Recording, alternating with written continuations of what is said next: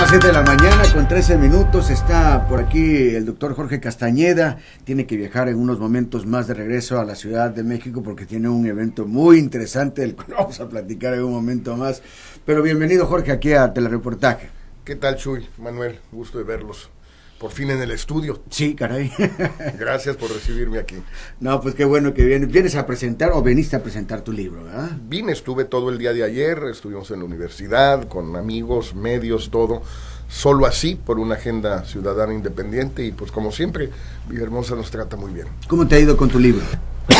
Pues mira, llevamos poquito más de 3 semanas que está circulando y que lo estamos presentando. El primer tiraje fue de 15,000, ya hicieron un segundo de 3,000, entonces en términos de ventas parece que va muy bien, pero en realidad lo que es más importante es la convocatoria que hemos tenido en las presentaciones en México, en Guadalajara, en Morelia, en Puebla, en Mérida, en Villahermosa, donde pues igual que ayer en la universidad, o sea, un auditorio muy grande, absolutamente lleno, no había un lugar vacío, había gente en los pasillos, y así ha sido más o menos en todos los auditorios.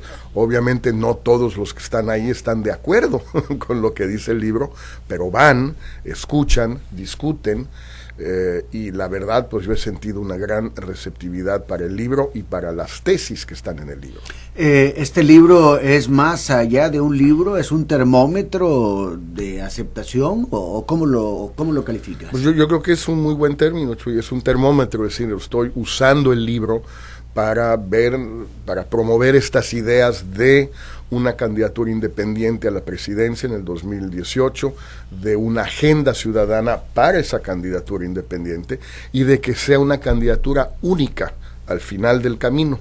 Esas 3 tesis fundamentalmente son las que estoy promoviendo con este libro y lo estoy usando como termómetro para las tesis y también para el portador de las tesis, o sea, yo mismo, a ver cómo me va. Has mencionado que depende de la aceptación de este libro que seas o no candidato. De la aceptación del libro y de la aceptación de la persona, porque lo que podría suceder, y que me ha sucedido en el pasado, la verdad es que ciertas ideas sean muy bien recibidas, pero no necesariamente el mensaje es bien recibido, el mensajero no necesariamente lo es. Entonces quiero ver si el mensaje funciona, pero también si el mensajero funciona, porque pues ahora sí que no tiene sentido forzar las cosas. Vamos a ver, es un muy buen termómetro, espero. ¿Es la primera vez que te mides así de esa manera, Jorge? Sí, hemos tenido mediciones de encuestas hace 10, 12 años, muchas en aquella época, primero porque en el gabinete de Fox nos medían constantemente, a todos los secretarios. Fox era un pues obsesivo de las encuestas, y luego cuando salí yo del gobierno y empecé la ruta de la campaña independiente en 2004, pues también había que estar midiendo con cierta frecuencia para ver dónde iba uno, ¿no? Oye, pero aunque fueron otros tiempos y otros momentos, ¿cómo salías en aquellas encuestas? Mira, lo que salía eran 3 cosas. Uno, logré yo, en el momento pico que fue en el verano de 2004, un reconocimiento, recordación en el país de entre 45 y 50%, que era muy alto. Parte venía todavía de cuando había estado en el gobierno y parte de un spot, o lo que se llama roadblock, que hicimos. Compramos 2 minutos de tele, radio, todo, en marzo del 2004, cuando todavía se podía comprar. Quedé, por cierto, ensartado ahí con una deuda de 10 millones de pesos con Televisa. Me demandaron, pero finalmente nos pusimos de acuerdo y todo se arregló, aunque tardamos 5 años. Pero bueno, ¿pagaste en efectivo o en especie? Me lo perdonaron, órale. Me condonaron, igual que nosotros con Cuba, ellos conmigo. Igualito. Okay. Entonces, segundo, tenía un índice favorables, negativos, medio neutro, porque tenía favorables muy altos, pero negativos o desfavorables también muy altos. Es decir, a diferencia de otra gente que puede tener favorables relativamente bajos, pero negativos aún más bajos. Y luego en intención de voto, recuerdo muy bien una encuesta del Reforma, que salió el día de mi cumpleaños en 2004, llegué a 7%, en careo con Krill, Madrazo y Andrés Manuel. Tiene que ser. Ese fue un poco el pico. Entonces, esos no eran malos números, pero eran insuficientes. Si los números que encontramos ahora son esos, no voy. No tienes una encuesta en este momento, no tienes un resultado. No, tenemos un punto de partida que sacamos en agosto del año pasado, septiembre, que es un poco la línea base, ¿no? Y donde llegaba yo, si no me equivoco, a 19% de reconocimiento. Era lo único que había en ese momento, ¿no? Me dices que aquella vez sacaste un spot, sí, y estuviste... De 2 minutos, que es el de lanzamiento, que 2 minutos es larguísimo, ¿eh? Sí, mucho. Los que andamos en esto de la radio y la televisión sabemos, ¿no? Muchísimo. Ahora has grabado también uno, pero en relación a Donald Trump, y lo estás moviendo en las redes. Ahí hablas de sus propuestas y ofensas a los mexicanos. ¿Cuál es la pretensión de este? Mira, ¿Va de la mano también con tu promoción? Pues en realidad no tanto, Chuy, porque esta es una idea que tuve en septiembre del año pasado, cuando empecé yo a convencerme de que Trump iba a ser el candidato republicano, quizás un poco antes de que lo hubieran pensado otros. Entonces escribí un texto, una carta abierta a la secretaria de Relaciones y al jefe de la oficina de la presidencia, en el sentido de que esta era una idea de respuesta, de que mexicanos conocidos en Estados Unidos, exitosos en Estados Unidos, celebridades si se quiere, o el equivalente en Estados Unidos, hicieran un pequeño video y lo subieran a las redes, y luego el Consejo Mexicano de Negocios comprara tiempo en los medios en Estados Unidos y lo subieran como spot en los medios. Fulano de tal, yo soy, creo que el ejemplo que usé fue Ernesto Zedillo. Sí. Hola, este es un mensaje para el señor Trump. Hola, yo soy Ernesto Zedillo. Fui presidente de México de tal año a tal año. Fui presidente cuando se dio la primera alternancia en el poder en México en el año 2000. Entregué una economía así asado. Después de eso fui nombrado director del Centro de Estudios Global de la Universidad de Yale. Punto. Tarará, tarará, tarará. No soy un violador, señor Trump. No soy un narcotraficante. No llevo mis problemas a Estados Unidos. Nadie me manda a Estados Unidos. Soy simplemente mexicano y muy orgulloso de serlo. Punto. Que si 50 mexicanos así, como Zedillo, Salinas, Calderón, Fox, Iñárritu, Lubezki, Cuarón, Salma Hayek, Mario Molina, etcétera, etcétera, etcétera, hicieran lo mismo, pues tendríamos una respuesta, o hubiéramos tenido una respuesta. No pasó nada, nadie me hizo el menor caso. ¿Nadie se unió? ¿Nadie? Absolutamente nadie. Entonces, bueno, pues así lo dejé. Pero ahora, hace como 3 semanas, decidí volver a subir ese video a mis redes y se volvió viral. Tuvimos 700, 800 mil alcances en los primeros días, y entonces, a raíz de una sugerencia de mi hijo, decidí hacer el video ese en inglés, el que yo sugería, pues hacerlo yo mismo, y ya, pues lo hice con los amigos con quienes estamos haciendo todo esto, lo filmamos en inglés, lo escribí en inglés, lo dije en inglés y lo subimos. Y lleva ahorita 7 millones de alcances y más de casi 2 millones de personas lo han visto, y 7 millones lo han recibido. A ver si ahora sí se suman algunos.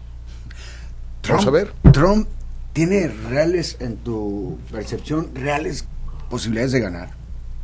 Pues mira, Chuy, sí, la candidatura de su partido creo casi la tiene. Ya va a ser muy difícil. Con el triunfo de Florida, yo creo que...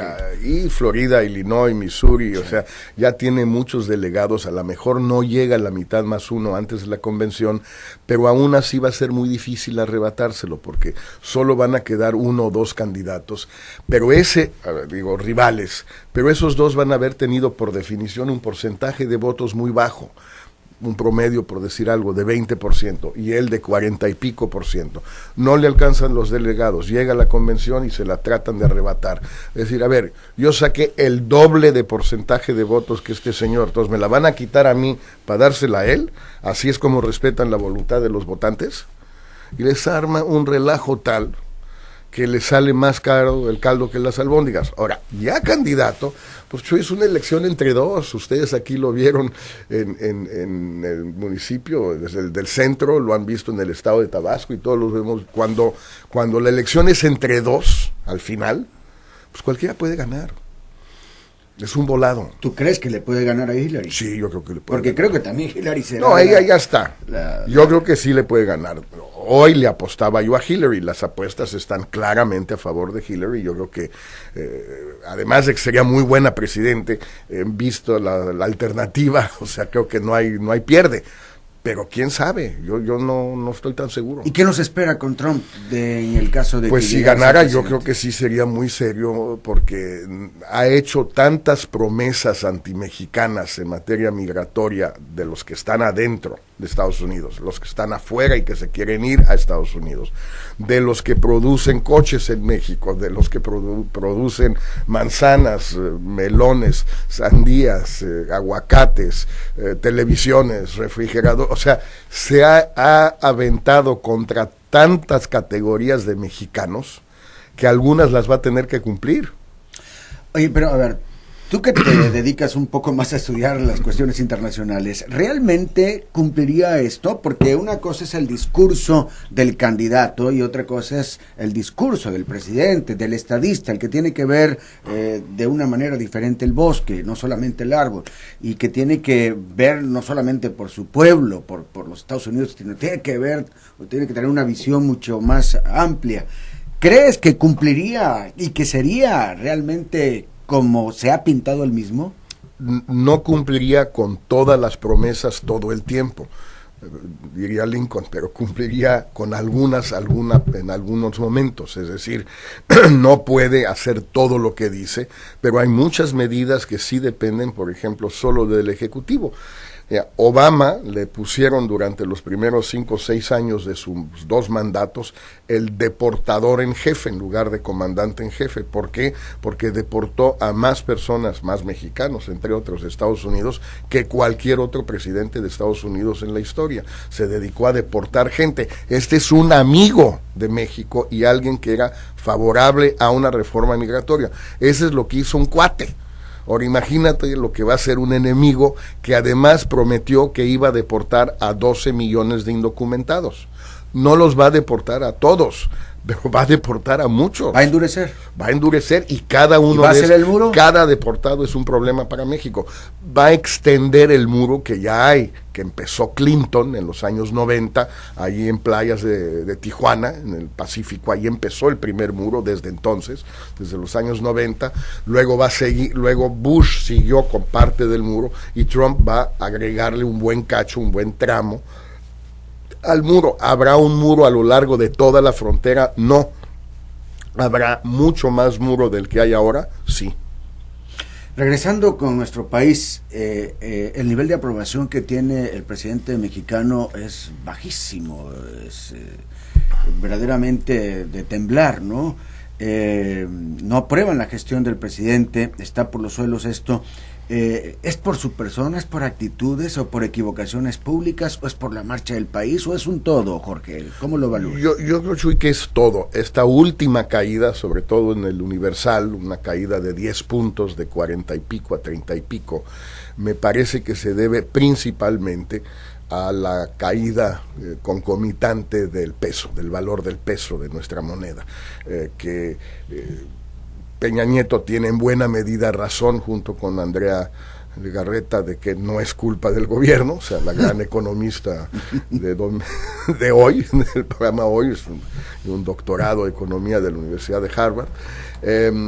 Tiene razón Peña, no es culpa de él, pero a la gente no le importa. Quien había programado llevar a sus hijos a de clase media en México, que son mucha gente, quizás no es la mayoría del país, pero son muchos millones de mexicanos, a un crucero Disney o alguna barbaridad así, que yo primero me pego un tiro, pero es esa parte. Y de repente va a costar 30% más el crucero Disney, y los niños, cada babosada que quieran comprar los niños, 30% más, y cada par de zapatos o bolsa que quiera comprar la señora en las tiendas ahí del crucero, 30% más, así sucesivamente. Pues eso sí calienta a la gente se molesta y no es tan fácil no echarle la culpa al gobierno, porque en México estamos acostumbrados desde 1976, cuando muchos de los que nos escuchan ni habían nacido, pero también ellos están acostumbrados, que el valor del dólar, el precio del dólar, lo determina el gobierno. No es cierto, pero eso pensamos los mexicanos. El nivel de aceptación a la gestión de Peña Nieto bajísimo, lo acabamos de comentar. Sin embargo, su partido, el PRI, no en Tabasco, pero sí en casi todo el país, sigue ganando elecciones. Sigue ganando, aunque conviene recordar que en las elecciones del año pasado Chuy sacó un 29%, que es el nivel más bajo del PRI en cualquier elección intermedia de la historia. Nunca había caído tan bajo. Lo que pasa es que con sus alianzas corruptas con el Verde y su manipulación de los distritos y de los resultados en algunas partes del país, con eso le alcanzó para tener una mayoría. Pero el hecho, mayoría en la Cámara y mayoría solo con el Verde. Pero el hecho es que sí obtuvo el resultado más bajo de su historia en una elección intermedia, y con la excepción del extraordinario resultado que tuvo paisano aquí de ustedes, Roberto Madrazo, en el 2006, 22%, eso sí, se la ganó a pulso Roberto, sí, es el resultado más bajo de cualquier priista en la historia moderna de México. Pero bueno, con esa excepción, fue un resultado muy malo. Vamos a ver cómo le va al PRI ahorita en las elecciones de junio. Hay 12 estados en juego. Habrá que medir dónde gana y dónde pierde, y también qué porcentaje del voto obtiene en esos 12 estados, comparado con el porcentaje del voto que obtuvo el PRI en esos 12 estados el año pasado, en el 2012 y hace 6 años. ¿Tú crees que, bueno, tú dices que depende de esto, pero a simple vista, ¿crees el PRI seguirá ganando? Yo creo que en muchos estados va a seguir ganando. Yo veo muy difícil que gane la presidencia de la República en el 2018. No veo cómo, con un presidente tan impopular como el presidente Peña Nieto, por buenas y malas razones, da lo mismo, cómo puede ganar un candidato que inevitablemente será el candidato de Peña Nieto. Es decir, lo que va a hacer cualquier candidato, Andrés Manuel, la Margarita Zavala por el PAN, si es Miguel Ángel Mancera por el PRD, y un candidato o una candidata independiente, Jorge Castañeda, por ejemplo. Por decir algo, pues, ¿con quién es tu rival? ¿Quién es tu enemigo? ¿Andrés Manuel o Margarita Zavala? No, tu enemigo es Peña Nieto. Tú vas a hacer campaña contra Peña Nieto. ¿Por qué? Porque es tremendamente impopular, y porque el del PRI, que va a ser puntero o semipuntero, pues simplemente lo pegas lo más posible a Peña Nieto. Si usted no es ni siquiera, a ver, aquí el candidato que realmente está en la boleta se llama Enrique Peña Nieto. Pues, está cantado, no tiene ciencia. No gana. Lo veo muy difícil, además que no son muy buenos candidatos, honestamente, pero eso es aparte. Cualquiera, el mejor, le costaría mucho trabajo. Son las 7:31, estamos platicando con el doctor Jorge Castañeda. Oye, Jorge, pero fíjate que hablabas de la corrupción del Verde y todo esto. Sin embargo, el Verde desde el 2000 ha estado en el poder, se ha sabido aliar con quien gana. Son habilísimos para eso, le ayudaron a Fox a ganar en el 2000, hay que reconocerlo, yo nunca lo he escondido, disimulado. Siguen aportándole una votación importante al PRI, 5 o 6%. Lo que no sabemos muy bien, ahí es donde se complica un poco más, Chuy, es si los votantes son tan cínicos como los dirigentes, o si hay unos votantes del Verde, gente muy despistada, muy perdida, que creen que es un partido ecologista. ¿Cómo puede un partido ecologista ser partidario de la pena de muerte? Yo nunca he entendido, pero bueno, la gente luego se le puede engañar. Lo que no sabemos es si esa gente cree en el Verde como ecologista o apoya activamente al Verde porque está aliado con el PRI. Si resulta que sí son ecologistas, a lo mejor no van a votar por el PRI en el 2018, aunque sí votarían por el Verde. Pues está muy interesante. Federico Madrazo es el presidente del Verde aquí en Tabasco ahora. sabías, sí, el dato? Pico, sabía, por supuesto. Sí, Pico. Sí, lo conocí de muy joven, me lo he encontrado. Con Roberto tengo una buena relación personal, me simpatiza, lo que es más, entre otros, convencí a Fox en el 2002 que apoyáramos a Madrazo y el Bester contra Beatriz Paredes y no me acuerdo quién más en la interna del PRI para que ganara y nos echaran una mano, cosa que el Bester sí hizo, Madrazo menos. Hasta si recuerdo bien, creo que Fox le convenció a algunos empresarios que le pusieran una lana a Madrazo. Sí, en esa contienda 2002. Digo, luego ya me falla la memoria, pero se me hace que sí. Bueno, habría que preguntarle a Roberto. Oye, yo quisiera que habláramos un poquito de la crisis. Hemos mencionado, ya se tiene que ir. Una pregunta más. Sí, pero podemos seguirle si te parece por teléfono. Por teléfono, ok. Nada más rapidísimo. Sí, por supuesto. La crisis está grave en todo el país, pero a Tabasco, tú sabes, la cuestión petrolera es muy particular cómo nos pega a nosotros. ¿Cómo ves a Tabasco? ¿Qué posibilidades nos ves de salir de esta? Yo no tengo la información precisa y detallada que debiera tener, por cierto, porque vengo tan seguido a Tabasco y en particular a Villahermosa que debería de saber mucho más de lo que sé, pero de lo poco que entiendo, pues la verdad sí es un estado como Campeche muy sensible a la variación de los precios del petróleo y el desplome de los precios pues ha afectado enormemente a la industria petrolera mexicana y por tanto a los estados donde está concentrada esa industria petrolera, que son básicamente Campeche y Tabasco. Y más incluso Tabasco, o Chiapas, Tabasco y Campeche, porque Tabasco es de donde viene la gente que trabaja en Campeche y que trabaja en Reforma. Y por tanto, pues esto afecta enormemente al estado y lo va a seguir afectando. Y no hay mucho que el gobierno central pueda hacer. Lo que quizás valga la pena buscar ya después, cuando vuelvan a subir los precios, es cómo guardar un poquito de la lana del periodo de vacas gordas para cuando vuelva el periodo de vacas flacas. Por lo pronto, agua y ajo, aguantarse y ajo.